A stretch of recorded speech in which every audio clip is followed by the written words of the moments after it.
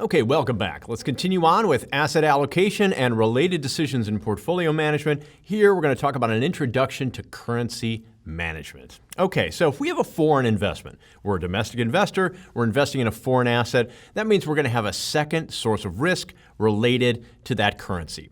So the return on the foreign asset, which we're going to call RFC, return in foreign currency, the return that it would have earned if you were an investor in that country, and then we'll also associate its standard deviation with a sigma of RFC.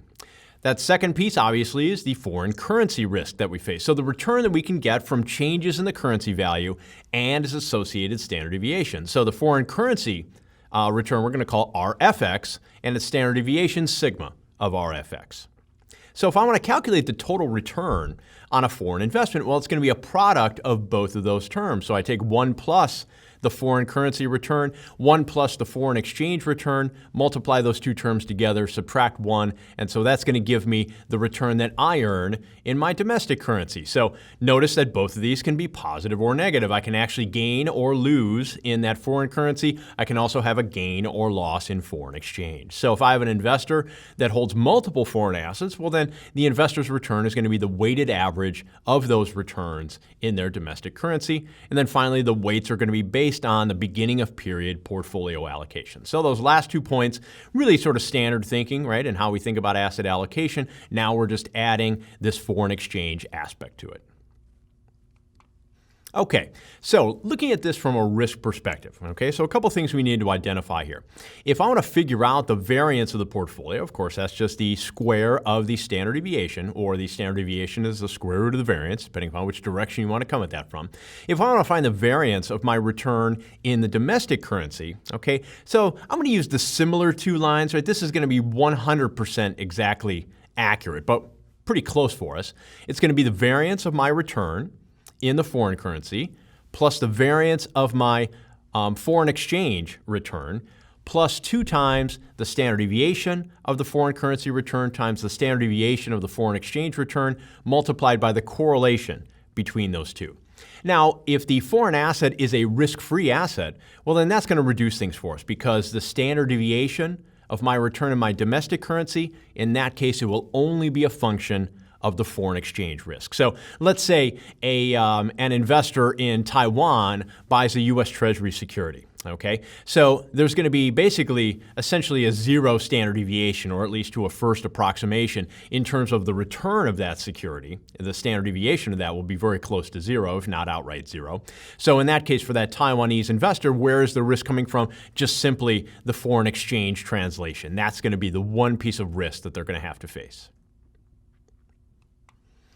Okay, so strategic choices in currency management, we want to be consistent with the IPS in this case, right? So if we are investing internationally, we have to understand that that foreign exchange risk is going to be a function there. And just like anything else, we want to make sure that we optimize the portfolio so that we are maximizing our return relative to the risk that we're taking on. So neither academic nor empirical evidence actually support a clear decision on the optimal approach to currency management. So this is going to be something that's going to be more left up to you and your client. And so the choices are do nothing or do something. And if we're doing something, well, do we want to be passive about it or active about it? And again, this is going to be something that is determined between you and your client. They may just say, you know what, it's going to even out in the long run, so we'll do nothing. If we have some gains in result of foreign exchange and we have some losses here and there, it should all net out, so we don't need to bother. On the other hand, if you have a very risk-averse client that doesn't like standard deviation of any form, including foreign exchange, well, they're probably going to be more interested in watching or wanting you to hedge that risk away. So if we look at those choices, do nothing, right? Nice time-saving choice here, because we don't have to do anything about it. We don't have to plan any time, any resources, do any sort of currency trading. No costs associated with that currency trading either. In the long run, we may say, you know what, this is a zero-sum game, because, you know, in the long run, sometimes we'll get some gains, sometimes we'll get some losses. If we have a long-run perspective, we say, okay, it's probably going to average out overall, no big deal. If we think in the long run, currencies are fairly valued, right? We do have purchasing power parity across currencies, and so we say, okay, you know what, it's going to average out in the long run, we're not too worried about it.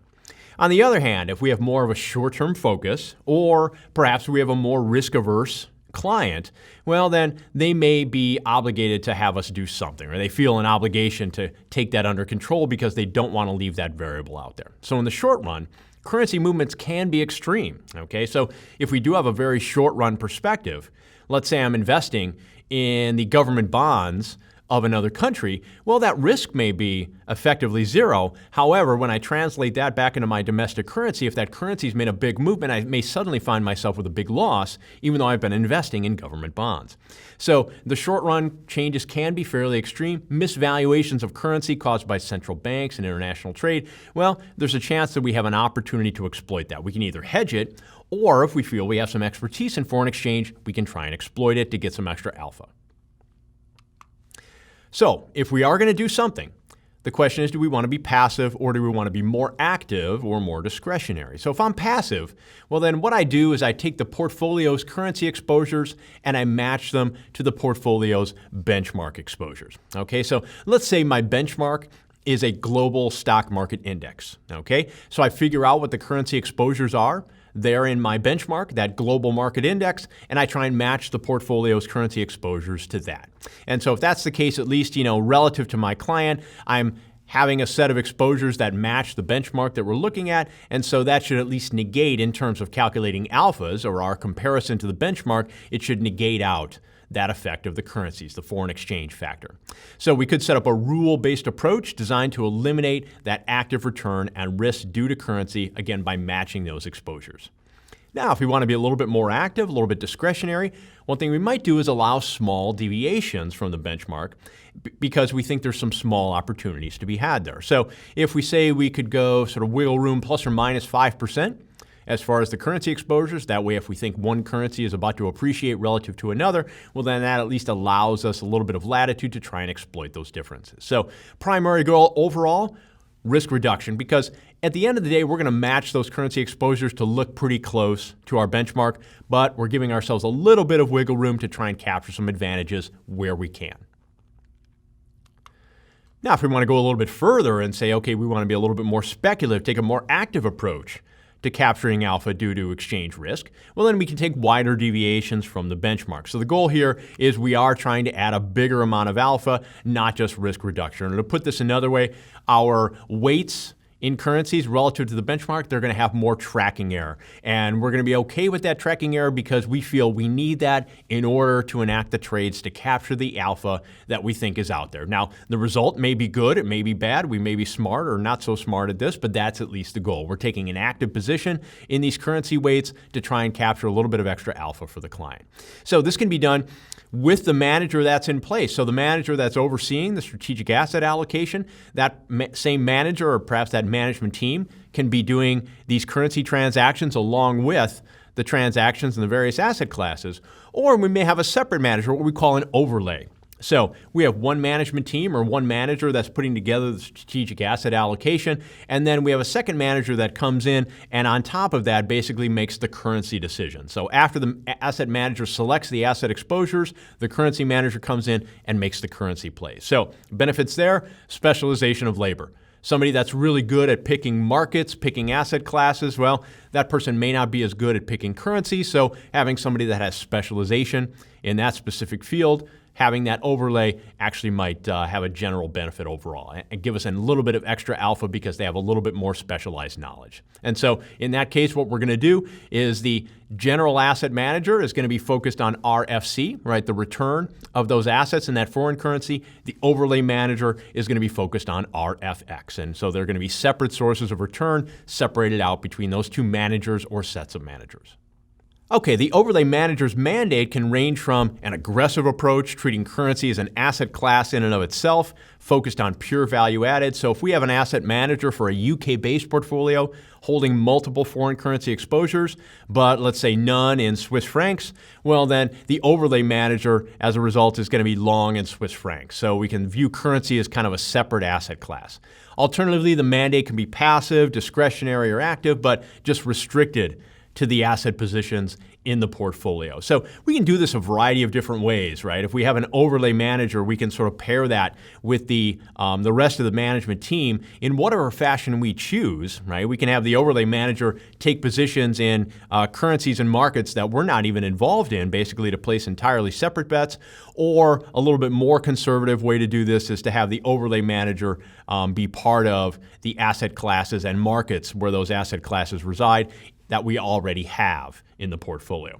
Again, that decision, one versus the other, is going to be a function of, okay, do we feel that going outside our set of markets gives us maybe a little bit more diversification by investing in currency in other markets relative to what we have in the portfolio? Or do we feel that we have certain expertise in certain markets and so we want to focus our currency exposure in those markets? Again, that's going to be a function of the specialized knowledge between the general management team and the overlay manager. Okay, a set of factors that would lean us towards a more passive approach where we just match the benchmark, or if we're going to have discretionary bands, have those discretionary bands be fairly narrow. All of these as a group here, this whole list is going to sort of be an indication towards us having a lower risk portfolio and a shorter time horizon. So if I have short-term investment objectives, well, I may not want to play around with a whole lot of currency exposures. If I need to take money out of the portfolio to meet a certain goal in 9 months, well, I'm probably not going to be inclined towards taking big positions in various currencies. So if I have higher risk aversion, that falls into that category. Shorter term income and liquidity needs, all of those sort of fall under that same line. Or the shorter term perspective we have, the more conservative we need to be, the less likely we're going to have active currency exposure. So investment in fixed income assets, again, that's more risk averse, shorter timeline, shorter investment horizon. Low hedging costs also falls into that category. And then finally, aside from the portfolio needs in terms of time horizon and risk tolerance, if we just simply have a client that's skeptical of our ability or our overlay manager's ability to add value, and or if we have a manager with no views on the subject, well, the client is probably going to come back to us and say, you know what, let's not gamble here. Let's just match the benchmark, right? Match the exposures that we're comfortable taking relative to the benchmark and just leave it passive as it is.